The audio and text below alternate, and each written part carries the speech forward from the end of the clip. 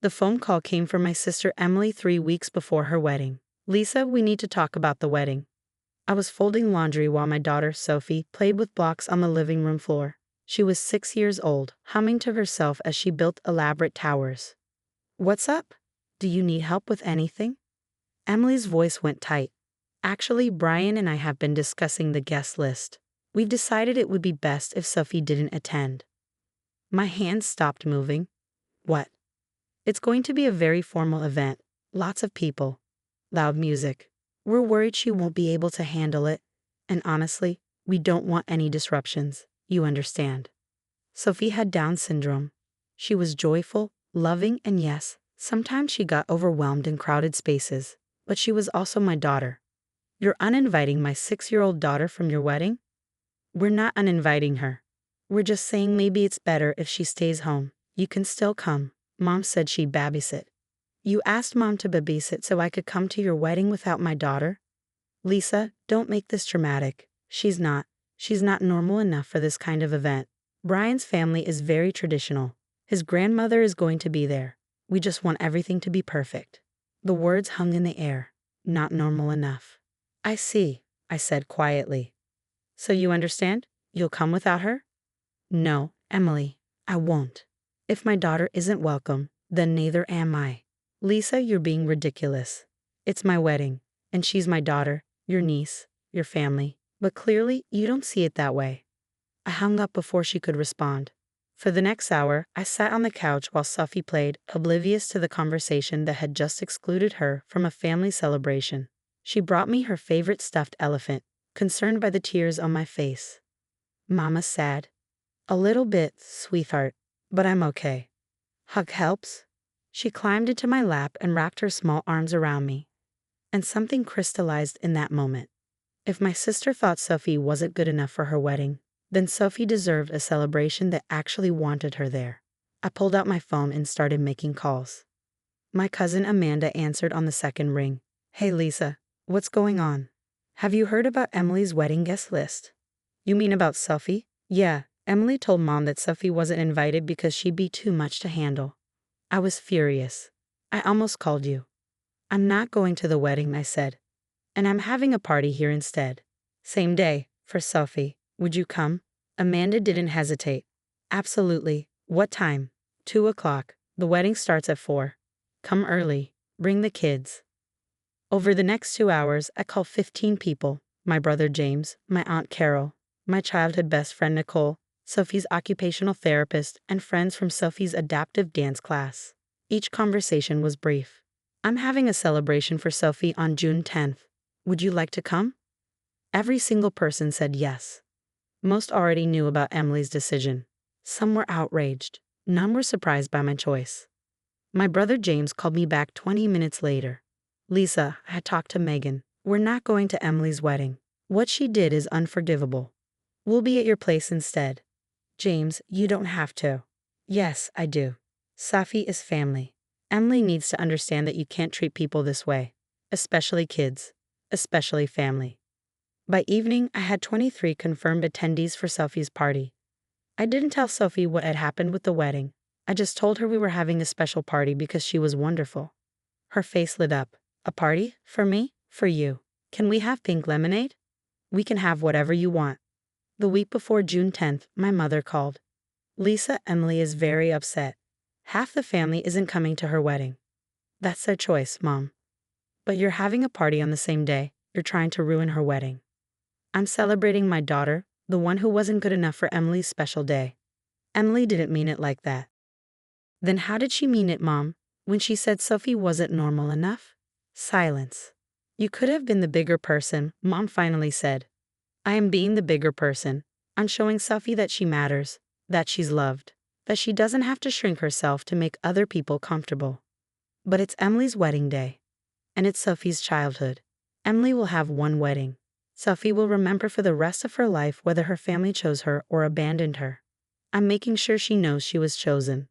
Mom sighed. "Your father and I will be at the wedding, but we'll stop by your house first, for a little while." "That's your decision." She hung up without saying goodbye.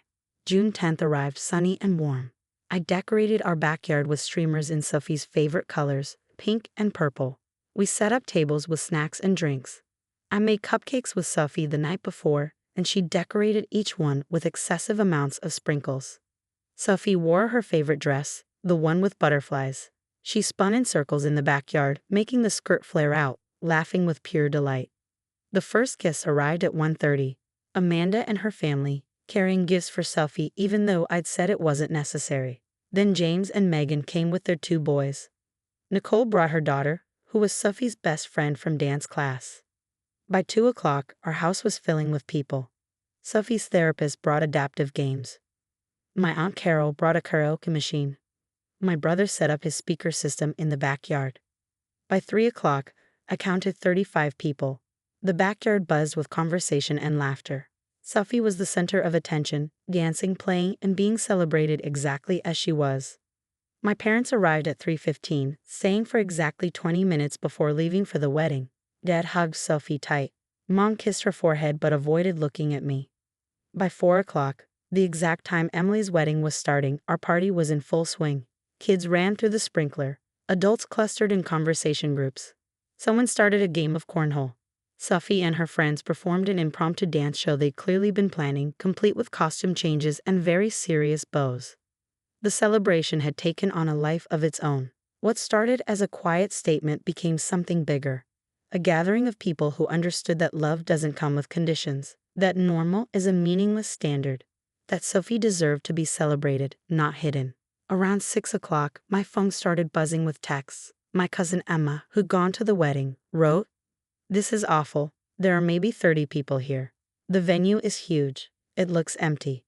Then my Uncle Steve texted, "We left the wedding early. Can we still come to your party?" 15 minutes later, Uncle Steve arrived with his wife and 3 kids. Then came my cousin's family, followed by another branch of relatives who'd gone to the wedding but left after the ceremony. By 7 o'clock, we had over 50 people in our house and yard. The party that was supposed to be a quiet alternative had become the main event. Sophie was exhausted but radiant. She'd been hugged by dozens of people, played countless games, and eaten too many cupcakes. She fell asleep on the couch around 7:30, surrounded by people who loved her. By 8, I was cleaning up with help from friends who'd stayed. That's when I saw headlights in the driveway. Emily's car. My stomach dropped. James saw my expression and stepped closer. "Want me to handle this?" "No. I've got it." I walked to the driveway. Emily got out of the car still wearing her wedding dress. Her makeup was smudged. She'd been crying. She stood there, trembling, holding something in her hands. "Emily?" She couldn't speak at first. Just stood there shaking, tears streaming down her face. Finally, she held out what she was carrying. It was the wedding guest book. I could see from where I stood that most of the pages were empty. 47 people, Emily whispered. "We invited 200. 47 people came to my wedding." I didn't know what to say. Brian's parents kept asking where everyone was. His grandmother made comments about how we must not have many real friends. The photographer had to adjust all the shots because the venue looked so empty. The caterers had so much extra food. "Emily, I ruined my own wedding." Her voice broke. "I excluded a 6-year-old child because I wanted everything to be perfect, and instead I showed everyone exactly what kind of person I am. The kind who values appearances over family. The kind who uses words like not normal enough about her own niece." She looked past me at the house, still glowing with lights and full of people. "Your party looks beautiful," she said. I drove past around 5 o'clock. I saw all the cars, heard the laughter, saw Sophie dancing in the yard, and I realized what I'd done. I chose perfection over love. I chose judgment over acceptance, and I lost everything that actually matters. I stood there, holding my sister's wedding guest book, evidence of her humiliation written in empty pages. "Brian and I had a huge fight after the ceremony," Emily continued. "He blamed me for the low attendance, said my family was punishing him. His mother said we should have eloped. Our first dance was in front of 20 people in a room meant for 300. It was mortifying." "What do you want from me, Emily?" "I don't know." She wiped her face, smearing her makeup further. "Forgiveness? Understanding? I don't deserve either. I couldn't go home without coming here, without telling you that you were right, that I was wrong, that Sophie is perfect exactly as she is, and I'm the one who's not good enough." James joined me, seeing Emily's distress. I'm so sorry, Emily said to both of us. I'm so sorry to Sophie. I'm sorry I let my insecurity and my need for some imaginary perfect day make me cruel. I'm sorry I hurt the sweetest kid in our family because I was worried about what Brian's grandmother would think. What does Brian think now? James asked quietly. He's furious. We're barely speaking. His family left right after dinner. They said they were embarrassed. He said I'd humiliated him by making our family hate us. He doesn't understand that this isn't about him. It's about me being terrible. We stood in my driveway, the three of us. Music still drifted from the backyard, where a few friends remained. Through the window, I could see Sophie still asleep on the couch, peaceful and loved. I don't expect you to forgive me, Emily said. I don't expect Sophie to ever forget that I excluded her. I just needed you to know that I understand what I did, and that seeing all those empty seats at my wedding was the clearest message the universe could have sent me. What message was that? I asked. That when you choose appearances over people, you end up with nothing real. Nothing that matters. Just empty chairs and a guest book with 47 signatures instead of 200. She handed me the guest book like she was passing over evidence of her own failure. I should go, she said. Brian's probably wondering where I am. Not that he's worried about me, just about what else might go wrong today. Emily, wait. She turned back, hopeful. I can't tell you that everything's okay, because it's not. You hurt Sophie. You hurt me. You showed me that your love comes with conditions. Her face crumpled. But I continued, if you're serious about understanding what you did wrong, if you're genuinely willing to learn and change, then maybe someday we can work toward forgiveness. Not today, not tomorrow, but someday. What do I need to do? Start by getting to know Sophie, really know her. Spend time with her without treating her like a problem to be managed. Learn about Down syndrome, understand that different doesn't mean less. And never, ever use the phrase not normal enough about anyone again. Emily nodded, tears still falling. I'll do that. All of it. I promise. And Emily, you need to figure out if you married someone who values the same things you do. Because Brian being angry about attendance numbers instead of understanding why people didn't come. That's a bigger problem than a poorly attended wedding. She looked down at her expensive wedding dress, the one she'd spent months choosing. I know. I've been realizing that all day. James put his hand on Emily's shoulder. Go home.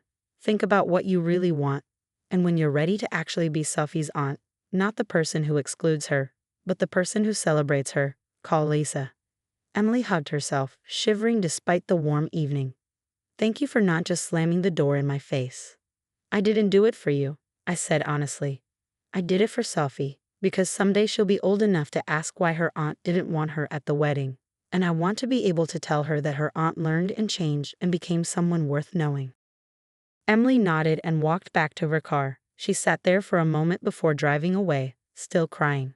James and I stood in the driveway, watching her taillights disappear. That was hard, James said.